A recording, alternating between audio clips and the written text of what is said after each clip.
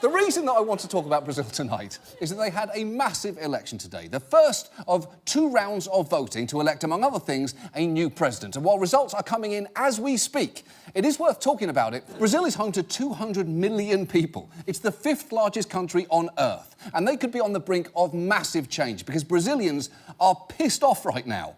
One recent survey found that 95% of them say their country is headed in the wrong direction. As you will see tonight, there is a very real chance that they're about to elect a dangerous ideologue, and that brings us to the man currently leading in the polls, Jair Bolsonaro. And the nicest thing that you can say for him is he has not been implicated in a corruption investigation yet. Unfortunately, that's literally the only nice thing that I can possibly find to say about him, because he is a terrible human being.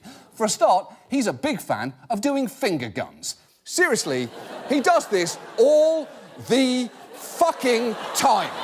There is even video of him teaching a little girl how to do them for some reason. And look, liking finger guns, as far as I'm concerned, is an immediate character flaw. It puts him in the august company of Michael Scott, children pretending to be cowboys, and that co-worker who says things like working hard or hardly working that everybody hates. And unfortunately, it only gets worse from there. A member of the Brazilian Congress since 1991 and known for his sometimes racist, misogynistic, homophobic and even undemocratic views, Bolsonaro has cast himself as a political outsider. Offensive for most, it is his outspoken nature that has many saying he's Brazil's version of Donald Trump. It's true. He's become known there as the Brazilian Trump, which is both politically worrisome and also the grossest style to order at a pubic hair salon. Unfortunately, Bolsonaro has fired up many young people in Brazil, particularly from the middle and upper classes. There are some incredible videos online of him turning up to airports only to be mobbed by a crowd, lifting him onto their shoulders and chanting for him. It is some intense support, and it's worrying that young people are so excited by him because he is an extreme hard-right conservative. He wants to withdraw Brazil from the Paris Agreement on climate change and weaken environmental regulations. He's called refugees arriving in Brazil the scum of the world. And as for crime, he wants to make it easier for Brazilians to buy guns, presumably so they can fight it themselves. But he also favours some psychotically strong law enforcement, saying a policeman who doesn't kill isn't a policeman, which incredibly still isn't even in the top 10 most alarming statements that he's made. And some worry that he'd actually go much further. Bolsonaro has said in the past, I am in favour of a dictatorship, which is particularly worrying as he's a former military captain in a country that until 1985 was ruled by a brutal military dictatorship. And while that regime engaged in torture and extrajudicial killings, Bolsonaro has said that their mistake was that they simply didn't go far enough. I'm in favor of torture. You know that. And the people are too. Through the vote, you won't change anything in this country.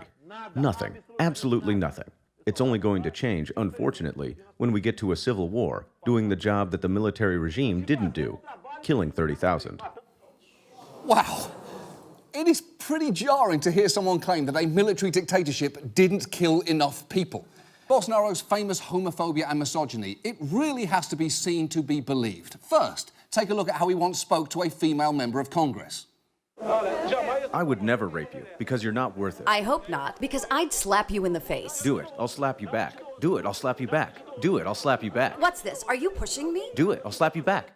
Holy shit! He starts there with, I'd never rape you because you're not worth it, and then somehow manages to top that terrible statement. Bolsonaro's homophobia, if anything, is actually even worse, because in interview after interview, he has said some horrifying things. They want to reach our children in order to turn the children into gay adults, to satisfy their sexuality in the future. If your child starts to become like that, a little gay, you take a whip and you change their behavior. People say it's discrimination, but you, who's watching from home, would you hire a gay driver to take your children to school? Of course not.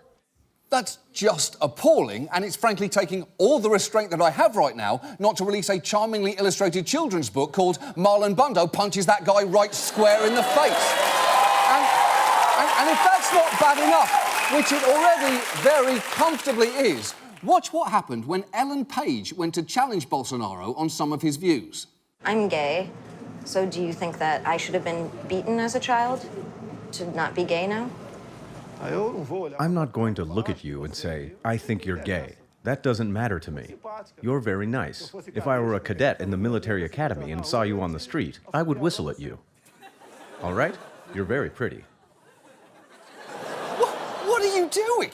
He just told her, I wouldn't beat you, I would catcall you, and seemed to genuinely think that was a compliment. And look how confused that made Ellen Page. Do you know how hard it is to confuse Ellen Page? She was in Inception. That should be simply impossible. And look, as if Bolsonaro's campaign was not already dramatic enough, you may have heard he was actually stabbed a few weeks ago during a campaign rally, which is absolutely horrific. Although he says that he is making a full recovery. And you can tell that he is feeling better, because when he was in hospital, he pulled out, what else? The fucking finger guns! Now, Bolsonaro's support has actually increased since that attack. Even Geraldo Wolverine endorsed him in this bizarre video.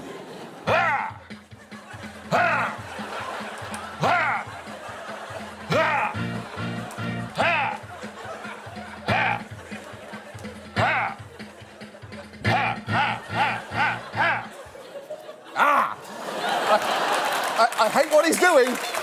I love the way he's doing it. Now, look, why is Wolverine endorsing Bolsonaro? I don't know. Why does he seem to be driving a Ford Focus? There's a lot of questions that video raises, and I just don't have the answers to any of them. But look, there may be some small reason for hope here. A huge movement has emerged in the last couple of weeks called Ele Não, or Not Him. There have been massive marches against Bolsonaro all over Brazil. And as you have seen tonight, voting for Not Him is a truly excellent